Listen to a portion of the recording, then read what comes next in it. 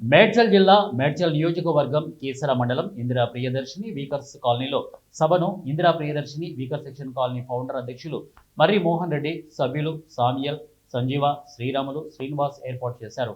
ఈ కార్యక్రమానికి ముఖ్య అతిథిగా తెలంగాణ రాష్ట్ర SC ST commission chairman Venkanna, Medchal Malkajgiri DCP Padmaja, additional DCP Venkataramana, Keesara RDO Venkata Upender Reddy హాజరై జ్యోతి ప్రజ్వలన చేసి పౌర హక్కుల దినోత్సవ సభను ప్రారంభించారు. ఈ సందర్భంగా కాలనీ ఫౌండర్ అధ్యక్షులు మర్రి మోహన్ రెడ్డి, నాయకులు శ్రీరాములు, శ్రీనివాస్ మాట్లాడుతూ తెలుగుదేశం ప్రభుత్వం 693 ఇళ్ల పట్టాలు ఇచ్చిందని, ఈ కాలనీకి ఇందిరా ప్రియదర్శిని కాలనీ అని అప్పుడే నామకరణం చేశామని చెప్పారు. పట్టాలు ఇచ్చిన తర్వాత ఆర్థిక పరిస్థితులు సరిగా లేని వారు కట్టుకోలేకపోయారని అన్నారు. విచ్చేసిన పాత్రికేయులు, అంతేకాకుండా ఏరియాలో ఉన్న కాలనీ సభ్యులందరికీ పోలీస్ శాఖ తరఫున నమస్సుమాంజలి. ఈ యొక్క కార్యక్రమం ఏదైతే ఉందో మండల్ లెవెల్లో ఒక ఎస్ఐ, ఎంఆర్ఓ, మిగిలిన అధికారులతో సాదాసీదాగా జరుగుతుంది.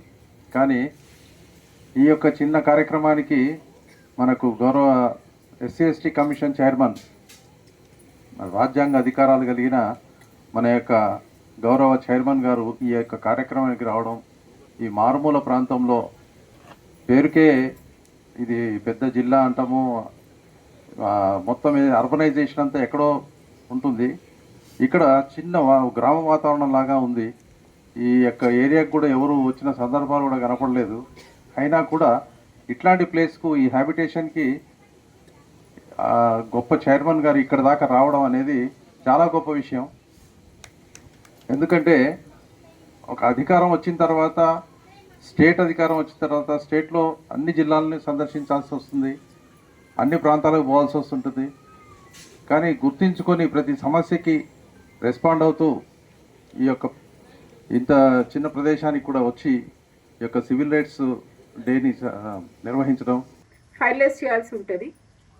బట్ ఏదైనా కూడా కోర్టు కేసెస్ ఉన్నా కూడా మేము కూడా మా తరఫున ఈ కేసెస్ ఈ విధంగా ఉన్నాయి, అట్రాసిటీ కేసెస్ ఉన్నాయని చెప్పి మా తరఫున కూడా మేము కోర్టుకి పిటిషన్స్ వేయడము, తర్వాత వెకేషన్ స్టే ఏదైనా ఉంటే తీసేయడము, తర్వాత ఫర్దర్ ఇన్వెస్టిగేషన్ చేయడం జరుగుతూ ఉంటుంది. సో ఇవన్నీ కూడా వెనక చాలా ప్రయత్నాలు జరుగుతూ ఉంటాయి. బట్ అది ప్రజలకి ఎంతవరకు, అంటే మాకు పిటిషనర్ ఎవరైతే వచ్చారో వారికి ఎంతవరకు చెప్తున్నాం అనే దాని మీదనే ఎక్కువ ఎఫెక్టివ్నెస్ అనేది ఉంటుంది. ఇక్కడ మాత్రము రాచకొండ పోలీస్కి ఎస్సీ ఎస్టీ కేసెస్లో చాలా వరకు మేము 80 to 90% కేసెస్ అన్నీ కూడా టైం కానీ మేము ఫైనలైజ్ చేస్తూ ఉన్నాము. కానీ ఇక్కడ ఈరోజు ఈ ప్రజెంట్ ఈ కేసెస్ అన్ని మీ సమస్యలు వింటుంటే 2-3 విషయాలు చూసుకోవాలి. ఇది 40 ఏళ్ళ నుంచి మీకు జరుగుతున్నటువంటి ఒక ఇష్యూ.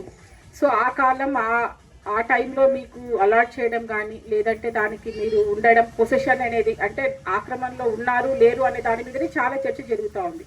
సో ఇప్పుడైనా కూడా 40 ఏళ్ళ తర్వాత మనం ఒక డిజిటల్ ప్రపంచంలో ఉంటున్నాము.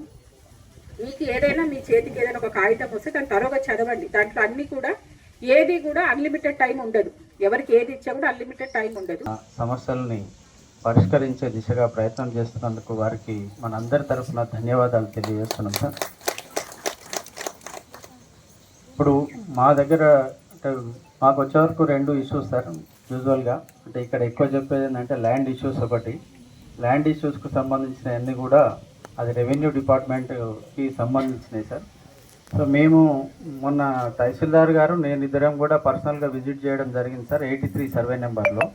సో వాళ్లకు గవర్నమెంట్ సూచించినట్టు, కలెక్టర్ గారు ఆదేశించినట్టు మేము ఏంటంటే ఇందిరమ్మ ఇండ్ల కింద ఇండ్లు కట్టిస్తాం, అంటే అపార్ట్మెంట్ లాగా కట్టిస్తాం అనేది ఒక ప్రపోజల్ ఉంది సార్.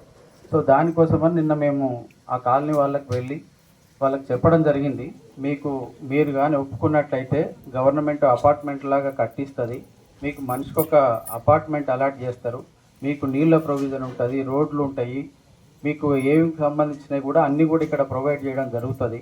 మీరు ఇన్ని సంవత్సరాల నుంచి ఇక్కడ కొట్టుకుంటున్నారు, మీరు ఉన్న ఆ వేసిన చిన్న రేకుల గుడిసె కోసం